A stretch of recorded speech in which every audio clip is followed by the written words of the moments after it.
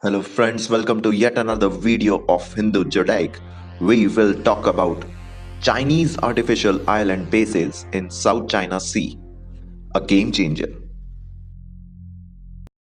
China, not the US, would control the sea and airspace of the South China Sea at the outbreak of hostilities thanks to its artificial island bases.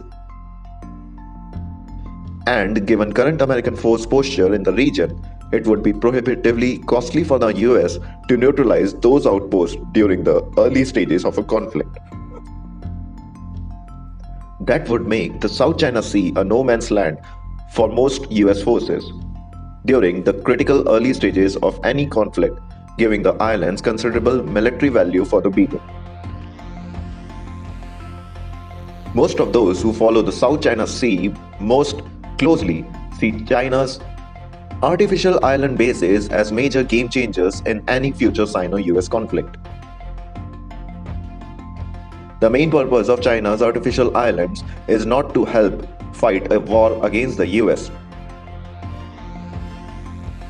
Beijing's primary strategy in the South China Sea is to use civilian and paramilitary pressure to coerce its Southeast Asian neighbors into abandoning their rights. Thanks to the facilities on its island bases, hundreds of militia vessels and a large number of Coast Guard ships are based hundreds of miles from the Chinese coast for months at a time.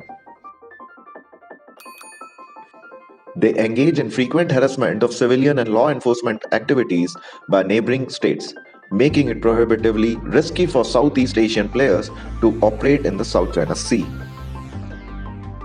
The threat of Chinese naval and air power, meanwhile, discourage neighboring states from using more forceful military responses against these illegal actions.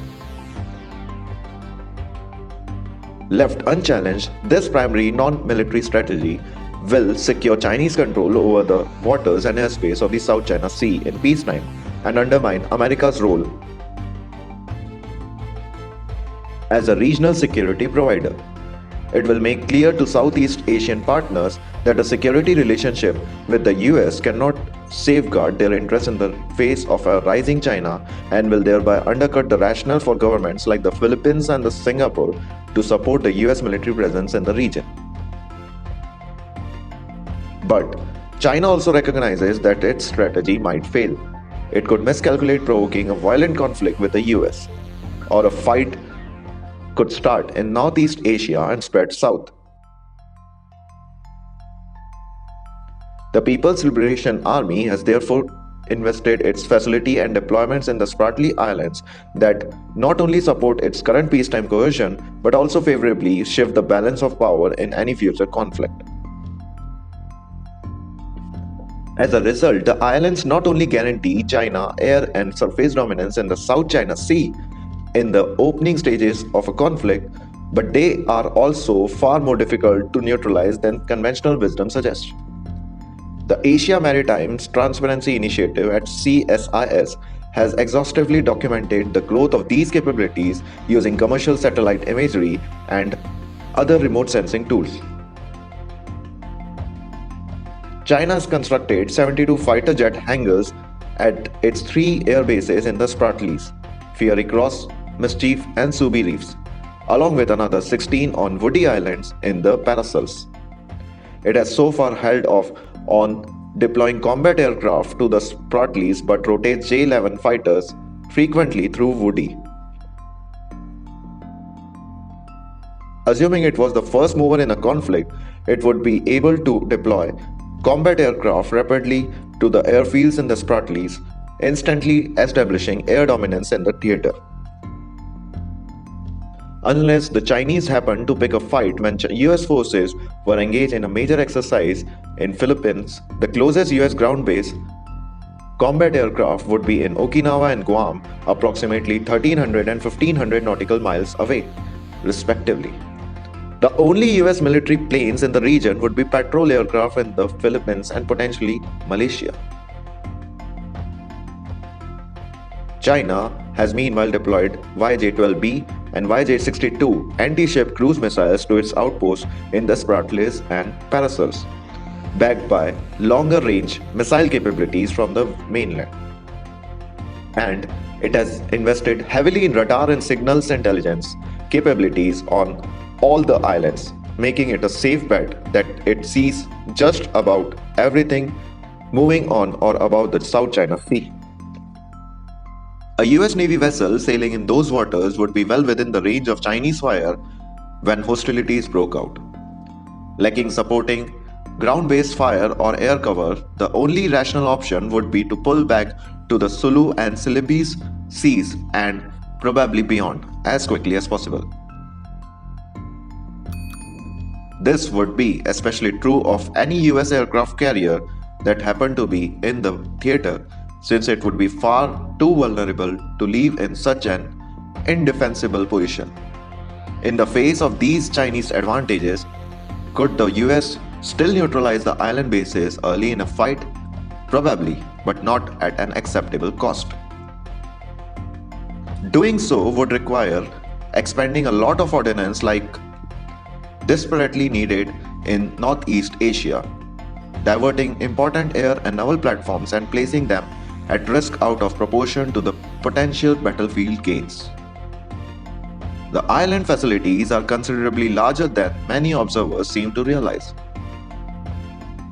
As Thomas Shugart, then a visiting fellow at the Center for a New American Security, once pointed out, most of the District of Columbia inside the I-495 Beltway could fit inside the lagoon at Mischief Reef. Pearl Harbor Naval Base could fit inside Subi Reef. The critical infrastructure that would need to be hit to seriously degrade Chinese capability is spread out across a considerable area. That amounts to a lot of ordnance to drop, even if the goal were just to hit critical nodes like sensors, hangars, ammunition depot, and command and control facilities. Disabling the airstrip themselves would be an even taller order. The US fired 59 Tomahawks at the Shayrat Air Base in Syria in 2017, all but one of which hit, yet the runway was back in operation just a few hours later. Considering that China has deployed HQ-9 surface-to-air missiles and constructed point defenses at all these bases, some percentage of missiles fired would never reach their target. And much of the infrastructure has been hardened, including China's missile shelters, larger hangars, and buried ammunition depot. The most effective means of cratering the runway themselves would be to drop heavier ordnance from the air, but that would put high-value US bombers at unacceptable risk in a secondary theater. So, a safer bet would be to just focus on hitting key information nodes with longer range munitions. 100 cruise missiles per outpost would not be an unreasonable estimate to effectively disable the bases. That amounts to 300 missiles just for the major bases in Spratlys, another 100 for Woody Island, and dozen more if the US wanted to disable smaller facilities. What platforms would launch these hundreds of cruise missiles? The only thing safely operating in the theater after hostilities started would be US submarines. They would find it a lot harder to remain undetected in a face of active Chinese anti-submarine operations once they started shooting. Every launch would put them at some risk, and in that environment, US subs would likely be busy attacking Chinese surface ships and other high-value platforms, not trying to blanket thousands of acres of infrastructure at Mischief or Subi reefs with valuable ordnance with no guarantee of success. Anything else sent into the theater, long-range bombers from Guam, surface ships, etc., would be operating at high risk given Chinese dominance at the sea and airspace. No matter how the ordnance was delivered, the math would be the same. Effectively neutralizing China's bases would require hundreds of missiles emptying the magazines of valuable US platforms that don't have ordnance to spare. And it would do so in what is sure to be a secondary theater. It is hard to imagine a scenario in which the US would be seriously considering kinetic strikes on Chinese bases in the South China Sea that would not also involve fighting in Northeast Asia. That would mean that anything the US launch against the Spratlys would be something it could not use for operations in defense of US and Japanese forces or for the relief of Taipei.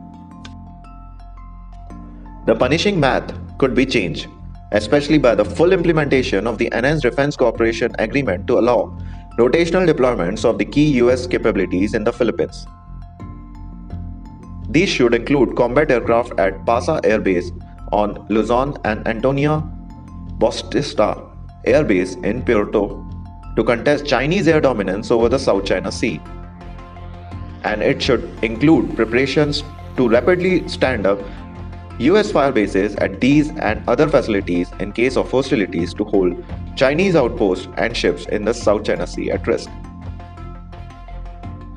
Barring an unexpected change of heart, these plans are unlikely while Rodrigo Duterte remains president of the Philippines through 2022.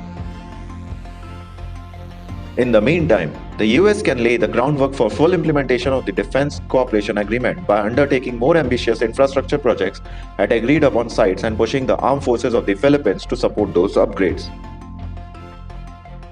It should also push for more opportunities to deploy combat aircraft to defense cooperation sites as part of bilateral exercises, as American F-16s were for the first time at Basa last year. This would help acclimate both sides to US fighters operating from these bases, and if frequent enough, could strengthen deterrence by giving the US some rapid response capability in the South China Sea. But these steps will not fundamentally alter the math. Without the Enhanced Defense Cooperation Agreement or some undiscovered stand-in, US forces would have little choice but to concede the waters and airspace of the South China Sea to China in the opening stages of a conflict. The logistics and maintenance hurdles China would face during wartime would likely prevent its island bases from effectively operating over the long term. But for several weeks at least, time that would be critical in a Taiwan contingency, for instance, they would pay huge dividends for Beijing. So long as the US lacks ground-based combat aircraft and fire bases along the South China Sea, American planning needs to acknowledge that reality. Friends, hope you like this video. Please subscribe us for more such videos. Thank you.